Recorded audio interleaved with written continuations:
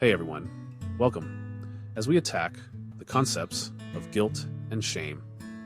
Many believe guilt and shame are the same, but they are actually very different. Guilt means that you did something wrong, whereas shame means you are wrong. We need to accept that there is no feeling of guilt. The feeling you feel is shame. Guilt is the objective restriction put on you by others, police, law, rules, or by yourself, ethical beliefs, religious restrictions, etc. Shame is the actual horrible feeling you feel. It is debilitating and soul-crushing. But through Jesus, shame has been defeated in Romans 5:17. It says, "We have the gift of righteousness, which shall reign in life by one Jesus Christ." Imagine that. This righteousness is a gift. You cannot earn it. It was given by the blood of Jesus on the cross.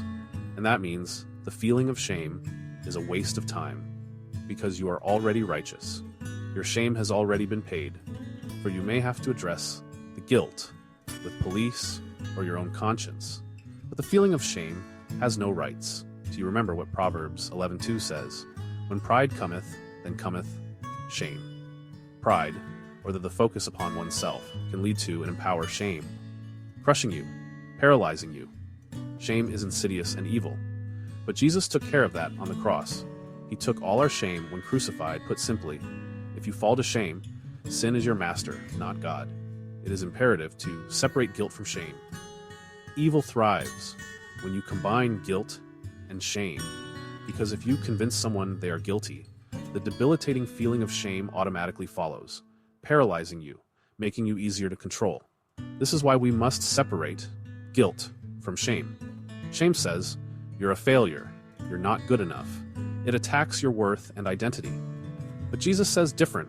Rather than look at what we have done, which is pride, we must look at what Jesus has done. Guilt means we violated some objective standard, but shame means we failed in someone else's eyes. But in the eyes of God, through Jesus, we are perfect in his righteousness. Remember, shame is a burden we don't need to carry. Jesus already carried it. Thank you for joining me today. If this message resonated with you, please like and subscribe for more personal content on God's love in your personal growth. Stay blessed.